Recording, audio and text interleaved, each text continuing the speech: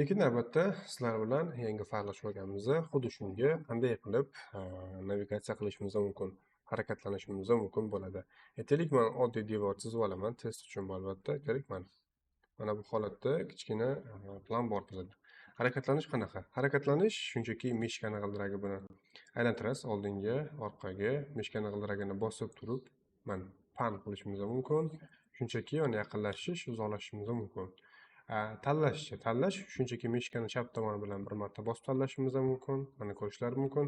Agar bir nechtasini tanlamoqchi bo'lsak-chi, mana ketma-ket bosadigan bo'lsam, tanlovdan oldingilar chiqib ketadi. Shunchaki Ctrl bosib turib, keyingilarini ketma-ketligi bo'yicha tanlashimiz mumkin. Agar biror ortiqcha element qo'shilib qoladigan bo'lsa, shunchaki Shift ni bosib turib, ortiqcha elementlarni tanlovdan chiqarishimiz mumkin bo'ladi.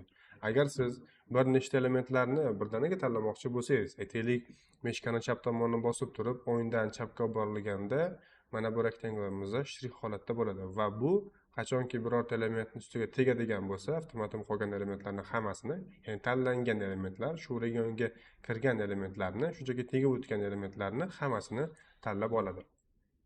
Agar bu teskari ishlaydigan bo'lsa-chi, shunchaki mishkani chap tomonini bosib turib, chapdan o'ngga tortilganda mana uzuq chiziq bo'lmaydi bunda, shunchaki liniyani o'zi to'rtburchak holatda rektangl ochiladigan bo'lsa, bunda birorta elementga tegsa emas, qachonki bu to'liq shu elementni qoplasagina keyin elementlarimizni tanlab beradi. Va bularda ham Shift ni bosib turib ortiqcha elementlarni chiqarib yuborishimiz mumkin va hattoki qaytadan birorta element tanlab oldim, Ctrl bosib turib yana qolganlarni ham daraja tanlashim mumkin. Va shu holatda Shift ni bosib turib ortiqcha elementlarni chiqarish mumkin, Ctrl bosib turib qo'shimcha elementlarni yana qo'shimchasiga qo'shib olishimiz mumkin bo'ladi.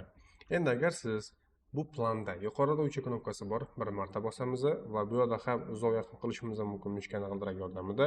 Mishkani g'ildiragini bosib turib pan qilishimiz mumkin va tanlash ham bunda ham xuddi shu 2D da qanaqa bo'lsa, planda qanaqa bo'lsa, 3D da ham xuddi shu ishlaydi.